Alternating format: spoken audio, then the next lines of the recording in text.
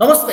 భారతదేశానికి 1947 ఆగస్టు 15న స్వాతంత్ర్యం వచ్చింది. కానీ తెలంగాణ రాష్ట్రానికి మాత్రం 1948 సెప్టెంబర్ 17న విముక్తి లభించింది. సెప్టెంబర్ 17 రాగానే మనకి తెలంగాణ రాష్ట్రంలో రాజకీయ పార్టీలు రకరకాల విమర్శలు చేసుకుంటూ ఉంటాయి. ఇది విలీనమా, విమోచనమా అనే దానికి సంబంధించి ప్రతి ఏటా వచ్చేటువంటి చర్చే. అసలు ఆ రోజున ఏం జరిగింది? 1948 సెప్టెంబర్ 17న ఏం జరిగింది? తెలంగాణను సాధించడంలో ఆనాటి హోంమంత్రి సర్దార్ వల్లభాయ్ పటేల్ చూపించినటువంటి చొరవ ఎలాంటిది? ఆర్ఎస్ఎస్ ఎలాంటి పాత్ర పోషించింది?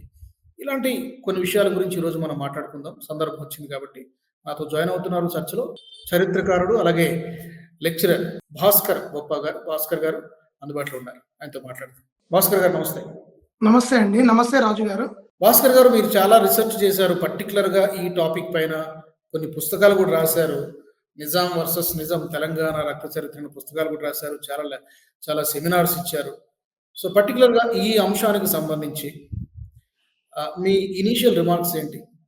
ఆ రోజున ఏం జరిగింది? ఆపరేషన్ పోలోలో ఏం జరిగింది అసలు? 1947 ఆగస్టు 15న భారతదేశానికి స్వాతంత్రం వచ్చింది సార్. కానీ తెలంగాణ ప్రాంతానికి అంటే భారతదేశం మొత్తం అంటే బ్రిటిష్ బెంగాల్లో ఉన్నటువంటి పాస్లీ యుద్ధం తర్వాత బ్రిటిష్ సామ్రాజ్యం మొత్తం కూడా కేవలం 50% మాత్రమే వారి ఆధీనంలోకి వచ్చింది. మిగతా 50% ఇక్కడ ఉన్నటువంటి సంస్థానాలు చిన్న చిన్న రాజుల చేతుల్లో భారతదేశం ఉండిపోయింది. అప్పుడే మనకు ప్రథమ స్వాతంత్ర సంగ్రామం ప్రారంభమైంది.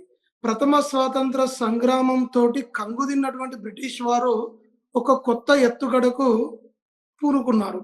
ఆ ఎత్తుగడ ఏంటిది అంటే, ఈ 50% భూభాగాన్ని మనం ఇంకా ఇలానే ఆక్రమించుకుంటూ పోతే ఈ తిరుగుబాటులు ఎక్కువై మనల్ని ఇక్కడి నుంచి వెళ్ళగొడతారని వాళ్ళకొక ఆలోచన తెలిసిపోయింది వాళ్ళకి. తెలవగానే వాళ్ళు ఏం చేసిర్రు, ఇమ్మీడియేట్‌లీగా ఇక్కడ ఉన్నటువంటి సంస్థానాలతోటి వాళ్ళు ఒక ఒప్పందాన్ని చేసుకున్నారు. ఆ ఒప్పందంలో మన భారతదేశంలోనే అతిపెద్ద సంస్థానం హైదరాబాద్ సంస్థానం. అది దక్షిణ భారతదేశంలో ఉంది. అప్పుడు ఉన్నటువంటి 5వ నిజాం రాజు తోటి వారు ఒక ఒప్పందం చేసుకోవడం జరిగింది. అంటే రాజు కేవలము ఇక్కడ ఉన్నటువంటి లోకల్ కి సంబంధించిన ఇష్యూ చూస్తారు. వారు విదేశాలకు సంబంధించింది గాని రక్షణకు సంబంధించిందంతా కూడా బ్రిటిష్ వారి ఆధీనంలో ఉండేటట్టు చేసుకున్నారు. తర్వాత ఆగస్టు 15, 1947 భారత స్వాతంత్రం ఇస్తూ వాళ్ళు పోతూ బ్రిటిష్ వాళ్ళు ఒక తిరకాసు పెట్టిపోయారు. ఈ సంస్థానాలు 560 సంస్థానాలకు వారు ఒక ఆఫర్ ఇచ్చారు. ఒకటి, మీరు భారతదేశంలోనైనా ఉండొచ్చు, లేదా పాకిస్తాన్ తోటి కలిసిపోవచ్చు, లేదా స్వతంత్ర రాజ్యంగా ఉండొచ్చు అనేటువంటి 3 విషయాలు వాళ్ళు చెప్పగానే ఇమీడియట్లీ అదే రోజు నిజాం దక్కన్ రేడియోలో ఒక స్టేట్మెంట్ ఇవ్వడం జరిగింది. స్వాతంత్ర అనంతరము హైదరాబాద్ రాష్ట్రం స్వాతంత్ర దేశంగా వర్ధిల్లుతుంది. అంతేగాని ఇది ఎట్టి పరిస్థితిలో భారతదేశంలో గాని, పాకిస్తాన్‌లో గాని కలిసేటువంటి ప్రసక్తి లేదు అనేటువంటి విషయాన్ని వారు వెల్లడించారు. ఎంబడే మొత్తం తెలంగాణ ప్రజలు యావత్తు ప్రజానికమంతా కూడా ఎప్పుడెప్పుడు స్వాతంత్రం వస్తదా, ఎప్పుడెప్పుడు మువ్వెన్నెల జెండా ఇక్కడ ఎగురుతదా అని ఎదురు చూస్తున్నటువంటి ప్రజలంతా కూడా ఎవ్వరి పిలుపు లేదు. వాళ్ళే స్వయంగా రోడ్ల మీదకి వచ్చారు. ఎలా వచ్చారు అంటే, అప్పుడు ఎక్కడ వాళ్ళ చేతిలో ఏ పనిముట్టు ఉంటే అదే పనిముట్టు ఆయుధంగా తీసుకొని రోడ్ల మీదకొచ్చి నిజాంకు వ్యతిరేకంగా స్లోగన్లు చేస్తూ వారి పోలీసుల పైన, రజాకార్ల పైన తిరగబడడం జరిగింది. అట్లా తిరగబడుతున్నప్పుడు ఈ నిజాం పోలీసులు గాని, ఈ రజాకారులు గాని అనేకమైనటువంటి ఆకృత్యాలు చేశారు. ఖచ్చితంగా ఇది భారతదేశంలో కలవదు. ఇది ఖచ్చితంగా స్వతంత్ర దేశంగా ఉండాలి అనేటువంటి ఒక వ్యామోహంతోటి వారు నిజాం ఘటనకు ఒడిగట్టడం జరిగింది. అప్పుడే సర్దార్ వల్లభాయ్ పటేల్ గారు చాలా తీవ్రంగా స్పందించడం జరిగింది. ఇది భారతీయుల యొక్క, మా పూర్వీకుల యొక్క రక్త మాంసాలతోటి నిర్మించుకున్నటువంటి దేశం ఇది. ఇదంతా కూడా దీన్ని ఎవ్వరు కూడా వేరు చేయలేరు. ఇది భారతదేశం చట్రం కింద ఇప్పటి నుంచి కాదు, కొన్ని యుగాల నుంచి ఉన్నటువంటి మా దేశాన్ని స్వతంత్ర దేశంగా ఇక్కడ నడిగడ్డ మీద ఉన్నటువంటి దాన్ని పెట్టడానికి వీల్లేదని చెప్పేసి నిజాంను హెచ్చరించడం జరిగింది. అప్పుడు నిజాం ఏం చేసిండు, భయపడ్డాడు. భయపడి సర్దార్ వల్లభాయ్ పటేల్ అంటే ఇండియన్ గవర్నమెంట్ తోటి ఒక ఒప్పందం చేసుకుండు. దాన్ని స్టాండ్ స్టిల్ అగ్రీమెంట్ అంటాం. నవంబర్ 29, 1947 రోజున కేవలం ఇది 1 సంవత్సరం వరకే. ఆ 1 సంవత్సరం కూడా స్టాండ్ స్టిల్ అగ్రీమెంట్‌లో కొన్ని కండిషన్‌లు పెట్టడం జరిగింది. ఆ కండిషన్‌లో ఒకటి, రక్షణ శాఖ మొత్తం కూడా భారత ప్రభుత్వం చేతిలో ఉంటుంది. ఆ తర్వాత పౌర విమానాలయ శాఖకు సంబంధించినటువంటివి. ఇలా బయట ప్రపంచంతోటి ఎలాంటి సంబంధం లేకుండా 1 సంవత్సరం వారు ప్రాధేయపడ్డారు కాబట్టి వారికి అవకాశం ఇవ్వడం జరిగింది ఇక్కడ. హ్మ్. కానీ హ్మ్. నిజాం ఏం చేసిండు, ఇక్కడ పాకిస్తాన్‌తో తెలియకుండానే చాలా మంది అంటారు పాకిస్తాన్‌లో కలిపేయాలని చూసాడని. లేదు. పాకిస్తాన్‌లో కలపడం నిజాం ఆశ కాదు. కానీ నిజాం ఏం చేసిండు, మహమ్మద్ అలీ జిన్నాను చూసుకొని హ్మ్. భారతదేశం మీద వాళ్ళు దాడి చేస్తున్నప్పుడు, కాశ్మీర్ మీద దాడి చేస్తున్నప్పుడు మన స్టాండ్ స్టిల్ అగ్రీమెంట్ ఉండంగా కూడా భారత ప్రభుత్వానికి తెలవకుండా వారికి ఒక 40 కోట్ల రూపాయల ఆర్థిక సహాయం చేశారు. ఆ ధనంతోటి పాకిస్తాన్ మన కాశ్మీర్ పైన యుద్ధం చేయడం జరిగింది. హ్మ్. ఒకటి. హ్మ్. రెండోదేం జేషిండు, రెండోది మన భారత ప్రభుత్వంకి అంటే స్టాండ్ స్టిల్ అగ్రీమెంట్‌లో ఉన్నాడు వీరు. ఉండి గూడా పాకిస్తాన్‌లో ఒక రాయబారిని పెట్టి ఇలా అంటే అనేకమైనటువంటి దుశ్చర్యలకు వారు ఒడిగట్టడం జరిగింది. ఓకే. అయితే సార్ ఇక్కడ ఆహ్, సర్దార్ వల్లభాయ్ పటేల్ గారు ఆ రోజు గనక చొరవ చూపించకపోతే ఇది తప్పకుండా మనకు దక్కేది కాదు. ఆపరేషన్ పోలో పేరుతో అసలు ఏం జరిగింది? తర్వాత ఎలా ఆయన దీన్ని స్వాధీనం చేసుకోవడం జరిగింది? ఆ నిజాం పాలకుల నుంచి ఎలా విముక్తి కల్పించారు పటేల్ గారు? పటేల్ గారి యొక్క చొరవను తెలంగాణ ప్రజలు గాని, హైదరాబాద్ ప్రజలు గాని, ఇక్కడి చరిత్ర గాని ఎప్పటికీ మర్చిపోదండి. వారు చేసినటువంటి చొరవ చూడండి, కంటే ముందు కాంగ్రెస్ గాని, ఈ కమ్యూనిస్టు పార్టీల యొక్క వ్యవహార శైలిని మనం కొంత అబ్జర్వ్ చేస్తాం. మొత్తం భారతదేశం మొత్తం గూడా కాంగ్రెస్ విస్తరించింది. కానీ ఎందుకో ఏమో 1936లో పివి నరసింహారావు గారు వారు విద్యార్థి దశగా ఉన్నప్పుడు గూడా నిజాంకు వ్యతిరేకంగా ఉస్మానియా యూనివర్సిటీ బేస్ చేసుకొని వందే మాతర ఉద్యమం పెద్ద ఎత్తున వచ్చింది. అప్పటికే హిందూ మహాసభ సావర్కర్ గారి నేతృత్వంలో నడుస్తున్నటువంటి, సావర్కర్ గారు హెచ్చరిస్తున్నారు. హిందూ మహాసభ ఉప్పొంగి పెద్ద పెద్ద కార్యక్రమాలు చేస్తుంది. ఆర్య సమాజ్ సత్యాగ్రహం చేస్తుంది. స్టేట్ కాంగ్రెస్ చేస్తుంది. కానీ స్టేట్ కాంగ్రెస్ నేషనల్ కాంగ్రెస్ తోటి ఎక్కడ కూడా లింకప్ కాలేదు. వీళ్ళు స్వతహాగా ఇక్కడ ఉద్యమం చేసుకుంటూ వెళ్లారు. అట్లా నేషనల్ లీడర్లు ఎవరైతే ఉన్నారో కాంగ్రెస్ లీడర్లు నిజాంను హెచ్చరించడం కూడా జరగలేదు. నిజాంను బుజ్జగించడము, ముఖ్యంగా నెహ్రూ గారి యొక్క వ్యవహార శైలి చూస్తే నిజాంను ఎప్పుడు కూడా బుజ్జగించడమే. సర్దార్ వల్లభాయ్ పటేల్ ఏమో ఖచ్చితంగా తెలంగాణను విముక్తి చేయాలని వారు సీరియస్‌గా చెప్తుంటే, నిజాం ఎప్పుడు కూడా లేదు మనం వారి మీద యుద్ధం చేయకూడదు. వారిని కేవలము మంచి మాటలతోటే మనం లొంగదీసుకోవాలి అని హ్మ్. చెప్పుకుంటూ రావడం జరిగింది. కానీ ఈ సంవత్సర కాలం ఏదైతే 13 నెలల 2 రోజుల ఆలస్యంగా అనేక వేల మంది, దాదాపుగా సుమారు 1,00,000 మంది ప్రాణాలను నిజాం మరి వారి యొక్క పోలీసులు, వారి యొక్క సైన్యం, రజాకార్లు తీయడం జరిగింది ఇక్కడ. ఇదంతా కూడా ఈ నిజాము, కాసిం రజ్వీ వారు 1940లో స్థాపించినటువంటి రజాకార్ సైన్యం ఏదైతే ఉందో, ప్రైవేట్ ఫోర్స్. అంటే ఇక్కడ ప్రైవేట్ మనము ముగ్గురు, ఇప్పుడు మీరన్నారు గదా! సిపిఐ నారాయణ గారు మాట్లాడిరని. మీకు అదే. ముగ్గురు వ్యవహార శైలి చెప్తా చూడండి. ఒకటి సిపిఐ నిజాం. నారాయణ గారు ఏమన్నారంటే, ఏముందసలు ఇందులో ఆర్ఎస్ఎస్ పాత్ర ఏముందిది తెలంగాణని తీసుకురావడంలో? ఏం చేశారు? అసలు కమ్యూనిస్టులు 4,000 మందో, 4,500 మందో ప్రాణాలు అర్పించారు అని చెప్పి మాట్లాడారాయన. తక్కువ చేసి మాట్లాడారు. మీరు చెప్పండి. అయితే కమ్యూనిస్టులు 4,500 మంది ప్రాణాలు అర్పించలేరు. హ్మ్. ఖచ్చితంగా భారత సైన్యం వాళ్ళని దొరకబట్టి ప్రాణాలు తీసింది. ఎందుకోసం వాళ్ళ ప్రాణాలు తీయాల్సొచ్చింది? నిజంగా కమ్యూనిస్టు పార్టీ సామరస్యంగా జరుగుతున్నటువంటి తెలంగాణ రైతాంగ పోరాటం పెద్ద ఎత్తున జరిగిందండి. సువర్ణ అక్షరాలతోటి లిఖించదగ్గ చరిత్ర తెలంగాణ చరిత్ర. అట్లా రైతులంతా కూడా గుమిగూడి ఇక్కడ తెలంగాణ ప్రాంతంలో చూడండి, దాదాపు 70 లక్షల ఎకరాల భూమి జమీందారుల చేతిలో ఉంది. తర్వాత 5 లక్షల ఎకరాల భూమి కేవలం నిజాం సొంత ఖర్చుల కోసము ఈ హైదరాబాద్ సరౌండింగ్ లో ఉంచుకుని, ఇప్పుడు దాన్ని మనం ఆత్రాఫ్ బల్దా అని పిలుస్తున్నాం. ఈ రంగారెడ్డి సరౌండింగ్ లో ఉంది. అంతేకాకుండా కొంత ప్రభుత్వ ఖజానా నుంచి కూడా కొంత సొంత అవసరాల కోసం వారు ఉపయోగించుకున్నారు. అయితే వీళ్ళు అప్పుడు ఆంధ్ర మహాసభ పేరుతోటి వచ్చిర్రు. ఆంధ్ర మహాసభ పేరుతోటి వచ్చి వాళ్ళ దాంట్లో వాళ్ళకి వడగా ఆంధ్ర మహాసభ 2గా స్ప్లిట్ అయింది. ఒకటి స్టేట్ కాంగ్రెస్‌గా, రెండోది కమ్యూనిస్టులుగా వేరుపడ్డారు. వీళ్ళిద్దరూ స్టేట్ కాంగ్రెస్ ఏమో సత్యాగ్రహం చేస్తుంది. కానీ ఈ కమ్యూనిస్టులు ఎప్పటి నుంచి 1947 నుంచి 49 వరకు 48 వరకు వీళ్ళ చరిత్రను అబ్జర్వ్ చేస్తే 46 నుంచి 47 వరకు వీళ్ళు నిజాంకు రజాకార్లకు అనుకూలంగానే ఉన్నారు కమ్యూనిస్టులు. 47, 48 నుంచి ప్రజలకు అనుకూలంగా పనిచేసిర్రు. 48 సెప్టెంబర్ 17 తర్వాత వీళ్ళు భారత ప్రభుత్వానికి వ్యతిరేకంగా పోరాటం చేసిర్రు. చూడండి, నిజామేమో పాకిస్తాన్‌లో ఉన్నటువంటి జిన్నాను ఆసరాగా చేసుకొని ప్రత్యేక ఇస్లాం దేశం కోసం కొట్లాడిండు వాడు. తర్వాత ఈ రజాకార్లు ఎవరైతే ఉన్నారో నిజాం ప్రైవేట్ ఆర్మీ, నిజామును బేస్ చేసుకొని నిజాము అండతోటి వాళ్ళు ప్రత్యేక ఉస్మానిస్తాన్ చేయాలని వాళ్ళు పట్టుబడిర్రు. ఇక మూడో వ్యక్తులు చూడండి, వీళ్ళు కమ్యూనిస్టులు ముసుగేసుకున్నారు. వెట్టి చాకిరిని మేము నిర్మూలిస్తాము, పశిస్తూ పండులు అనే దాని మీద ముసుగేసుకొని 1948 సెప్టెంబర్ 17 తర్వాత స్వాతంత్రం వచ్చిన తర్వాత రష్యాలో ఉన్నటువంటి స్టాలిన్ బేస్ చేసుకొని ప్రత్యేక కమ్యూనిస్టు దేశం కావాలని కోరినటువంటి అత్యంత వీళ్ళు దేశద్రోహులండి. చాలా పెద్ద దేశద్రోహులు వీళ్ళు. అప్పుడే 13 నెలల 2 రోజులు ఆలస్యంగా స్వాతంత్రం మనం పొందడం వల్ల అప్పటికే 1,00,000 మందిని మనం కోల్పోయినాం. ఎంతో మంది యువతుల యొక్క మాన ప్రాణాలు మనం కోల్పోయినాం. చిన్న పిల్లల నుంచి అసలు ఎవరిని వదలలేరు రజాకారులు. జర్నలిస్టులను వదలలేరు, లాయర్లను వదలలేరు.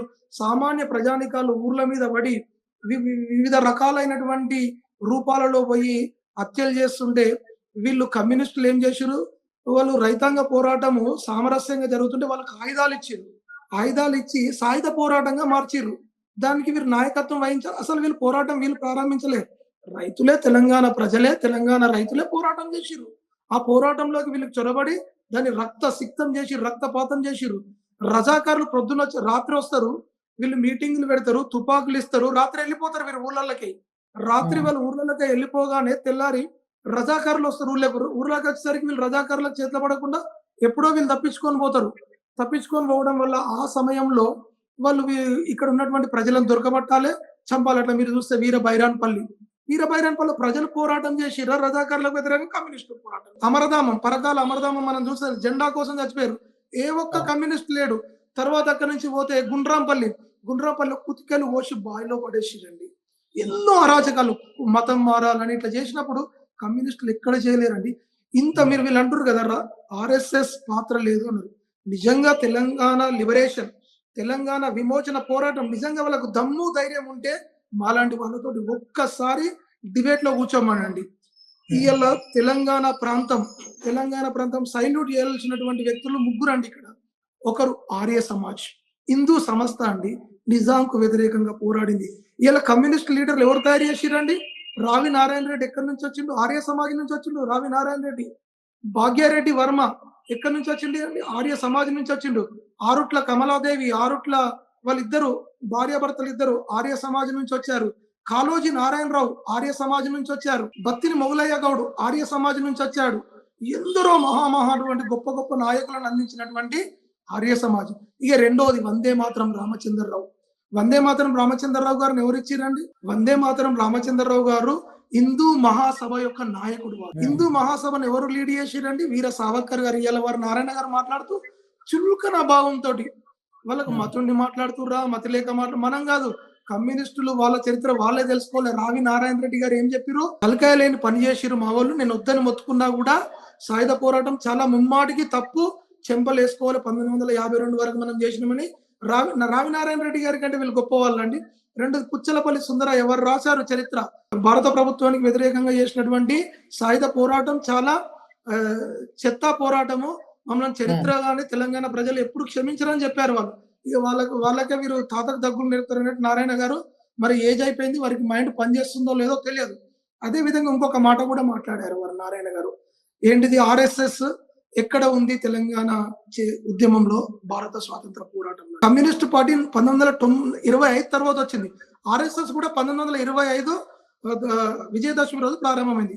25 కంటే ముందు చరిత్ర చూస్తే 1921లోనే ఎవరైతే ప్రారంభకులు ఉన్నారో ఆర్ఎస్ఎస్ ప్రారంభకులు డాక్టర్ హెడ్గేవార్ గారు స్వయంగా గాంధీజీని 1921 సంవత్సరంలో కలిసి సంపూర్ణ స్వాతంత్రం కోసం తీర్మానం చేయాలని పట్టుబట్టాడు. సంపూర్ణ స్వాతంత్రం కోసం పోరాటం చేయాలని చెప్పేసి వారితో ప్రకటన చేయించారు. తర్వాత 25 చిన్న సంస్థ అండి. ఆర్ఎస్ఎస్ చాలా చిన్న సంస్థ ఆ సమయంలో. 40, 45 వరకు కూడా అంత పెద్ద కార్యకర్తలు లేరు మనకు ఆర్ఎస్ఎస్ సమాజానికి. కానీ 30లో కూడా అటవీ సత్యాగ్రహం చేసినప్పుడు ఆయన 6 నెలలు జైల్లో ఉన్నాడండి ఎడ్గేవార్ గారు. మతుండి మాట్లాడుతుర్రా మతిలేక మనకు తెలుసు కమ్యూనిస్టుల చరిత్ర. వాళ్ళు బ్రిటిష్ వారికి ఏ విధంగా తొత్తులుగా పనిచేసారు, రష్యా వారికి ఎలా తొత్తులుగా పనిచేసారు, భారత స్వాతంత్ర ఉద్యమానికి ఎలా వ్యతిరేకంగా పనిచేసారు వాళ్ళని అడగండి. ఎక్కడ వాళ్ళు భారత స్వతంత్ర పోరాటంలో ఎక్కడ పోరాటం చేసారో అడగండి. ఎక్కడ వేరు దేశ విభజన జరిగినప్పుడు ఎక్కడ వేరు? గురూజీ గోల్వాల్కర్ గారి యొక్క కృషి లేకపోతే ఇలా కాశ్మీర్ భారతదేశంలో ఉండేదా అండి? జూనాగఢ్ ఉండేదా అండి? 565 సంవత్సరాలు ఒక్క రక్తపు చుక్క పడకుండా సర్దార్ వల్లభాయ్ పటేల్ గారు భారతదేశంలో విలీనం చేశారు. ఈ యొక్క కమ్యూనిస్టులు, ఈ యొక్క కాంగ్రెస్ యొక్క వ్యవహారశీలి వల్ల, వాళ్ళ యొక్క బుచ్చగింపు రాజకీయాల వల్ల ఇక్కడ ఆపరేషన్ పోలో చేయాల్సి వచ్చింది. విర్రవీగిరండి. అక్కడి నుంచి వెనకాలకై సహాయం చేయడము, వీళ్ళు కమ్యూనిస్టులు సహాయం చేయడము, ఇవన్నీ కూడా శ్రద్ధగా గమనించారు. ఇక ఆర్ఎస్ఎస్ పాత్ర గురించి తెలంగాణ ఉద్యమంలో అన్నారు.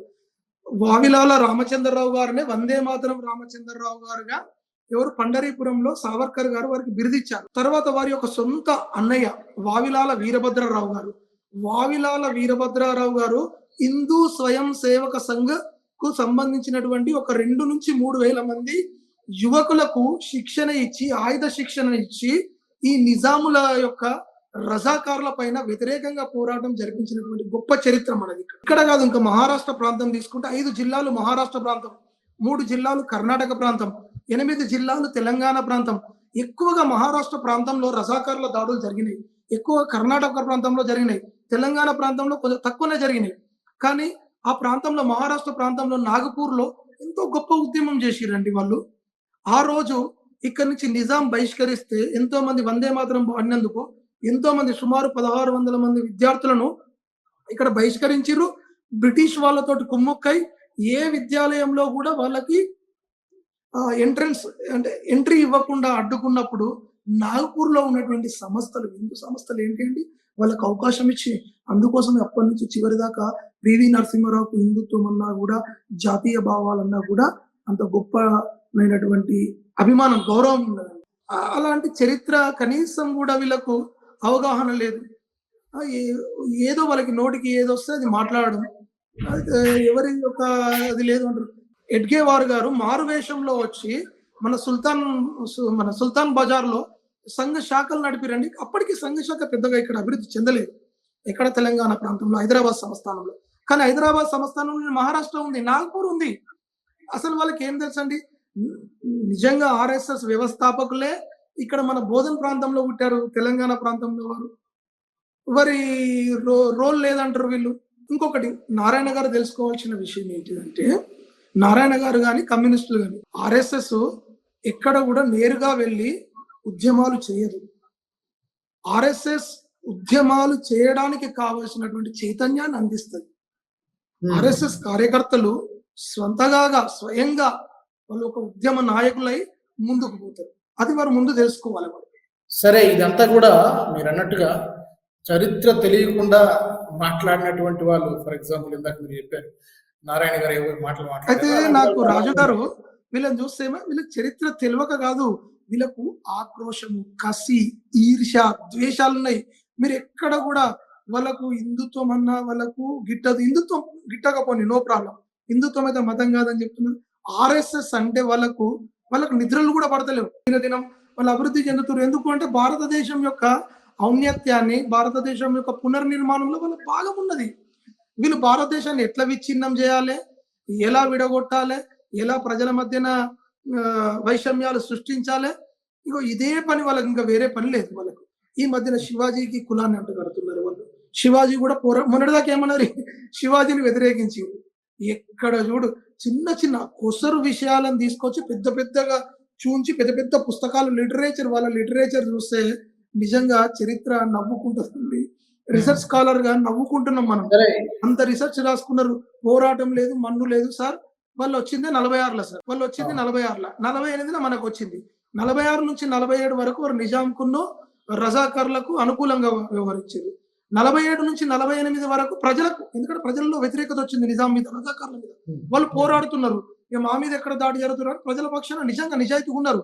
కానీ 48 తర్వాత వాళ్ళు ఎవరి మీద చేసిరు పోరాటం 52 వరకు ఎందుకోసం చేసిరు? 1,00,000 మంది చనిపోయి ఉంటారా? ఇప్పుడు 1,00,000 47 పైన అండి, 1,00,000 పైన. నెహ్రూ గారు సుందర్లాల్ కమిటీని వేశారు.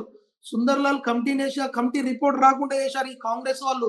ద్రోహులు నిజాం ఒక్కడే కాదు, ద్రోహులు కాంగ్రెస్, ద్రోహులు కమ్యూనిస్ట్ పార్టీ, వీళ్ళు ముగ్గురు కూడా ద్రోహులే తెలంగాణకు. తెలంగాణ ఎట్టి పరిస్థితుల్లో తెలంగాణ స్వతంత్రం వచ్చిన తర్వాత, విమోచనం జరిగిన తర్వాత ఈ స్వతంత్ర ఫలాలు ఎక్కువ అనుభవించిన పార్టీ ఎవరండి? కాంగ్రెస్ పార్టీ. ఇప్పటి వరకు నువ్వు విమోచనం చెయ్యకు, నీకు నచ్చలేదు, అది బీజేపీ ఇంకెవరిదో పార్టీది అనుకుందాం. మరి స్వతంత్ర దినం ఎందుకు జరపట్లేదు? నువ్వు అప్పుడు అట్లా చేసిర్రు, తర్వాత 69లో ఇలా చేసిర్రు, మొన్న ఇలా చేసిర్రు. అంటే వీళ్ళు అన్ని అవకాశవాదం, రాజకీయవాదం, బుజ్జగింపు ధోరణిలు, కేవలము మద్దము చాటున ఓట్ల కోసమే చేసేటువంటి విధానం వీళ్ళది. ఏం లేదు వీళ్ళకు, కొన్ని కులాలను అడ్డు పెట్టుకొని నడిపించడం తప్ప వీళ్ళకు ఇంకొకటి అవకాశమే లేదు. ఎక్కడైతే భారతదేశం నాది, ఇక్కడ కులం లేదు, మతం లేదు, మనమంతా భారతీయులమని ఏ సంస్థలు అయితే చెప్తుర్రో ఆ సంస్థల పైన దాడి చేస్తారు వీళ్ళు నేరుగా. ఎన్నిసార్లు రండి చూసినాం కదండి మనం, ఎన్నిసార్లు నిషేధాలు పెట్టిరు. కాంగ్రెస్ పార్టీ ఎప్పుడు వచ్చిందండి? రామానంద తీర్థ గారు కూడా ఆర్య సమాజం నుంచి వచ్చారు ఫస్ట్ ముందు వారు. వాళ్ళకి ఆ విషయం తెలుసు, వాళ్ళందరికీ తెలుసు. ఆల్రైట్, చాలా విషయాలు చెప్పారు భాస్కర్ గారు. ఈ రోజు జనరేషన్ కి తెలియాల్సినటువంటి విషయాలు, ఈవెన్ ఈ రోజు జనరేషన్ కాదు, భావి తరాలకు కూడా తెలుసుకోవాల్సినటువంటి విషయాలు. తెలంగాణ అస్తిత్వము, తెలంగాణ ఎన్ని త్యాగాలు చేస్తే, ఎంతమంది కష్టపడితే, ఎంతమంది త్యాగాలు ఆ ఫలము ఈ రోజు తెలంగాణ అనేది ఈ రోజు జనరేషన్ కి, ఈ రోజు తరానికి, భావి తరాలకు కూడా తెలియాల్సినటువంటి అవసరం. చాలా చక్కగా వివరించారు. ధన్యవాదాలు భాస్కర్ గారు. Thank you very much. మరి తెలంగాణ విమోచన దినోత్సవానికి సంబంధించి మీ అభిప్రాయాలు మీరు తెలియజేయాలనుకుంటున్నారా? తప్పకుండా మీరు కామెంట్స్ ద్వారా మాకు తెలియజేయచ్చు. అలాగే NH టీవీ నుంచి ఇంకా ఎలాంటి అంశాలను మీరు కోరుకుంటున్నారు కూడా తప్పకుండా మీరు కామెంట్స్ ద్వారా చెప్పవచ్చు. తప్పకుండా NH TV Nationalist group of channels ని సబ్స్క్రైబ్ చేసుకోండి. ఈ వీడియో మీకు నచ్చినట్టయితే లైక్ చేయండి, 10 మందికి షేర్ చేయండి. అలాగే కామెంట్ల రూపంలో మీ అభిప్రాయాలను మాతో పంచుకోండి. Nationalist hub group of channels ను సబ్స్క్రైబ్ చేసుకుని తెలుగునాట జాతీయవాద జర్నలిజాన్ని ప్రోత్సహించండి. ఈ వీడియో కింద ఉన్న బెల్ ఐకాన్ పై క్లిక్ చేయడం మర్చిపోవద్దు.